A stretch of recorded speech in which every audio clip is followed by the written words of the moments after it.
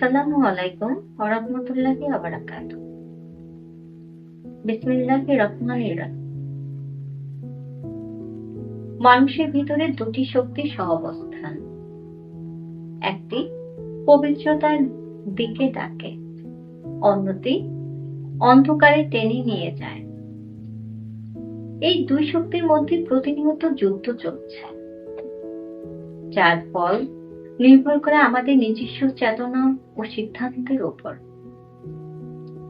আজ আমরা জানবো কিভাবে নিজের মধ্যে সাধু ও শয়তানের লড়াই বুঝবো এবং আত্ম উন্নতির পথে এগোবো।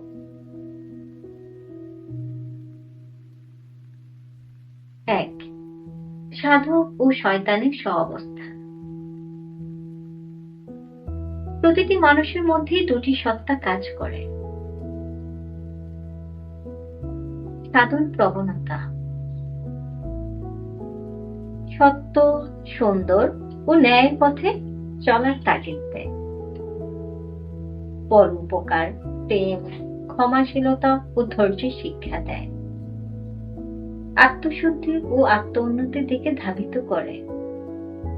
দয়া, সহানুভূতি ও ন্যায় বিচারকে প্রাধান্য দেয়। শয়তানি প্রবণতা।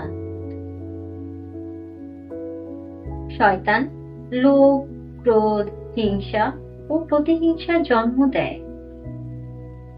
অহংকার, মিথ্যা, প্রতারণা ও স্বার্থপরতার দিকে ঠেলে দেয়। মানবিক মূল্যবোধ ধ্বংস করে। আত্মাকে দুর্বল করে তোলে। অস্থিরতা, দ্বিধা ও অন্ধকারের দিকে টেনে নিয়ে যায়। এই দুই শক্তির টানাপোড়েনে আমাদের জীবনের প্রতিটি সিদ্ধান্তে কাজ করে। তাই গুরুত্বপূর্ণ হলো কোন পথ বেছে নেব এবং কিভাবে নিজেকে শুদ্ধ করব। ২. আত্ম উন্নতি ও শুদ্ধতার জন্য নিজেকে চেনার গুরুত্ব।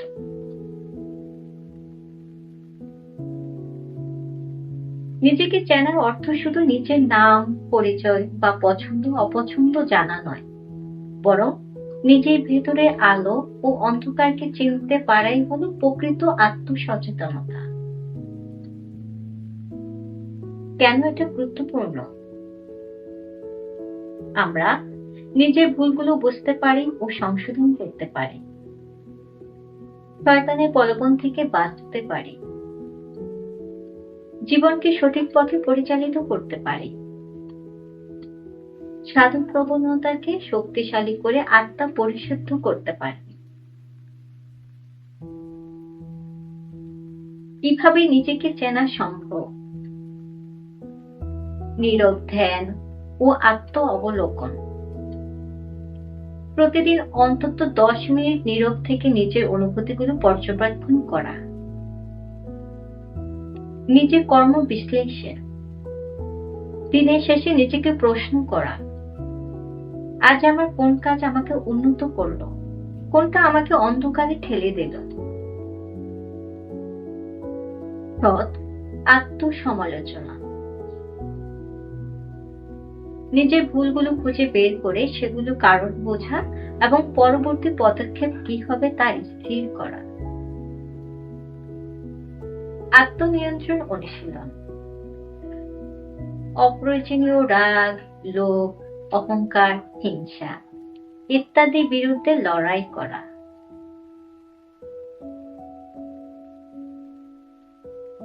৩. কিছু আত্মপরীক্ষার কৌশল ও পরামর্শ।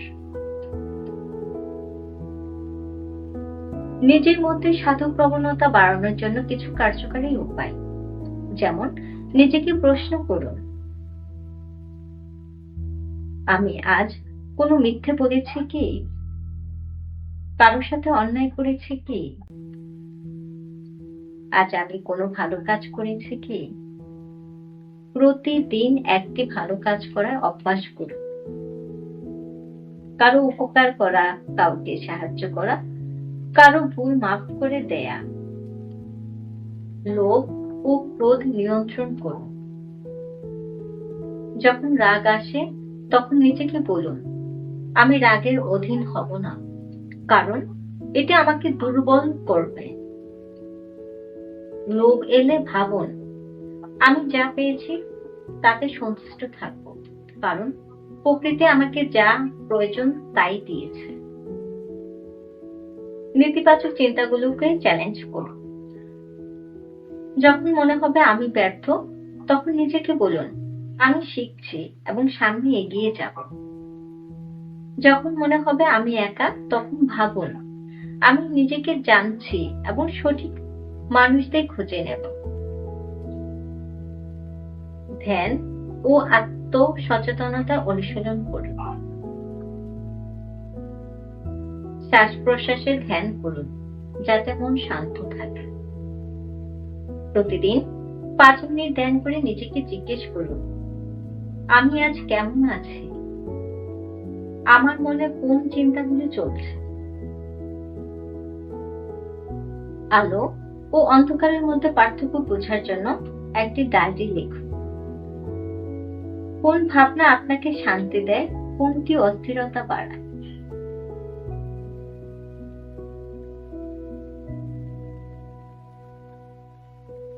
পরিশেষে বলবো, নিজের ভেতরে সাধু ও শয়তানকে বোঝা মানে নিজের প্রকৃত সত্তাকে চেনা। যদি আমরা সঠিক আত্মবিশ্লেষণ করতে পারি, তবে অন্ধকারকে জয় করা সম্ভব। প্রতিটি মুহূর্তে সিদ্ধান্ত নিতে হয়, আমি আলোর পথে যাব নাকি অন্ধকারে। মনে রাখবেন, শয়তান ততক্ষণ শক্তিশালী যতক্ষণ না আমরা তাকে চ্যালেঞ্জ করি, আর সাধু ততক্ষণ দুর্বল যতক্ষণ না আমরা তাকে জাগাই। আজ এই পর্যন্তই। ধন্যবাদ।